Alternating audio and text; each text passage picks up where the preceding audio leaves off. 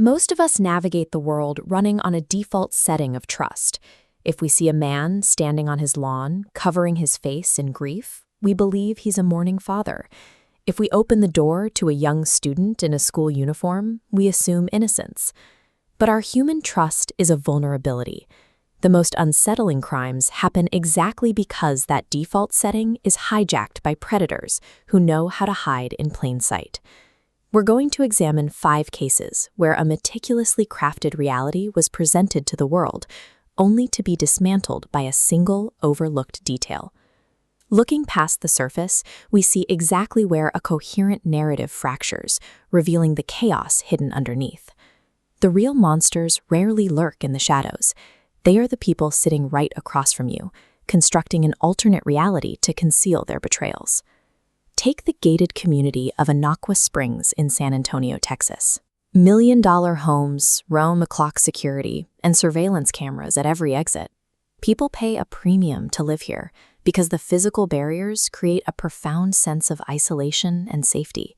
This is where Charlie Wheeler constructed his version of events. On a January morning in 2019, Wheeler called emergency services, standing on his manicured lawn, claiming he had left his mansion the night before after an argument. He told investigators he returned to find his partner, Nichol, had taken the lives of her 2 young daughters before taking her own. The inconsistencies began with a text message. Throughout the night, Wheeler sent a flurry of concerned texts to his family and Nichol's brother, building an alibi. But while Wheeler was supposedly miles away, a text was sent from the deceased daughter's phone reading, "Are you here? I think she's talking to herself." The data exposed a massive contradiction. Security cameras at the gate recorded Wheeler's vehicle leaving the property only after the critical events had already unfolded inside the house. Meanwhile, the digital timeline of the victims' phones, including 4 silent calls to 911, occurred while the physical crime scene remained entirely static.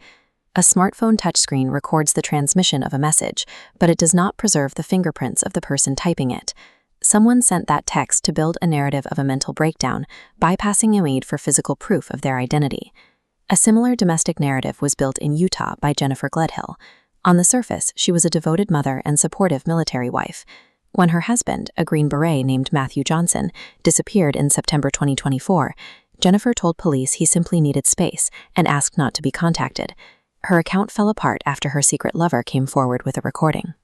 On the tape, Jennifer refers to her missing husband in the past tense.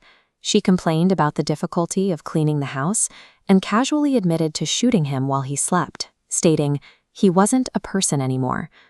That recording gave investigators the exact map they needed to uncover the physical evidence. Inside the Gledhill home, police found walls reeking of bleach, blood soaked into the carpet, and a brand new mattress she had ordered just days after the murder. Iron gates and wealth can keep outside witnesses away, but digital footprints, cell tower pings, and recorded audio confirm that sustaining a modern alibi is virtually impossible. Halfway across the world in Busan, South Korea, physical security requires rigorous social vetting. Parents and students rely heavily on digital tutoring apps, which verify academic credentials to ensure strangers entering their homes are safe and qualified. The deception here relied entirely on societal expectations. A young, bespectacled girl wearing a middle school uniform arrived at a university student's apartment for an English lesson. She looked completely harmless. In truth, the student was 23-year-old Yu-jung.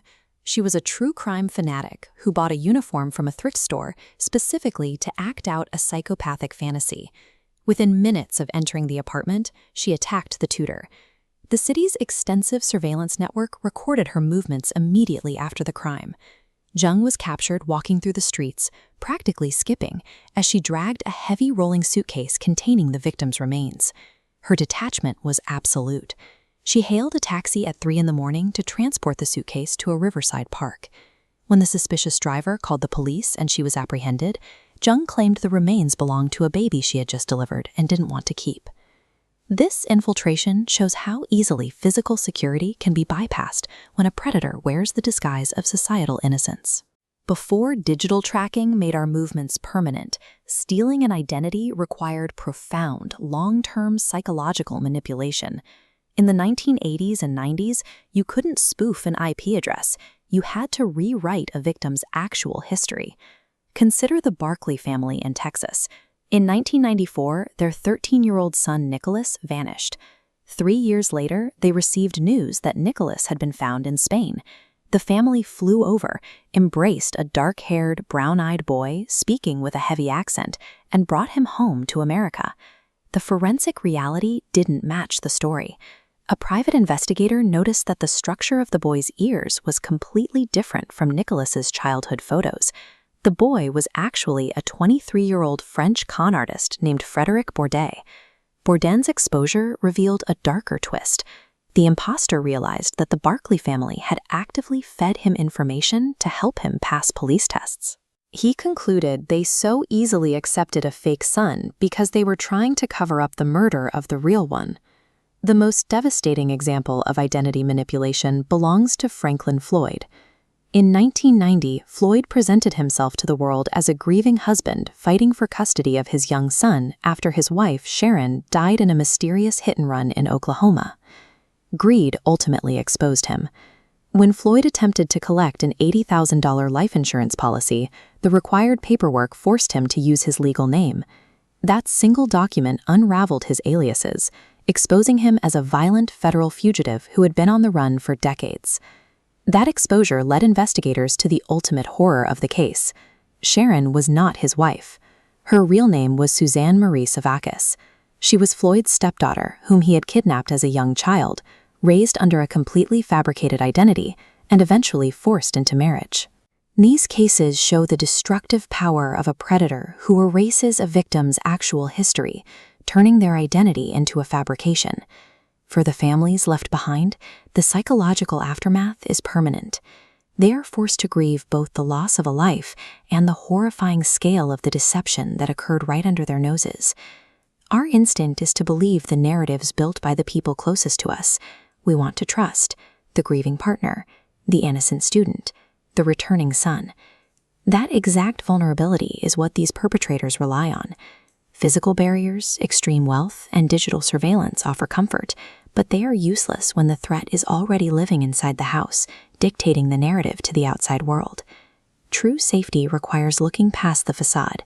It means verifying the impossible, trusting the physical evidence of the narrative, and refusing to accept convenient coincidences at a crime scene.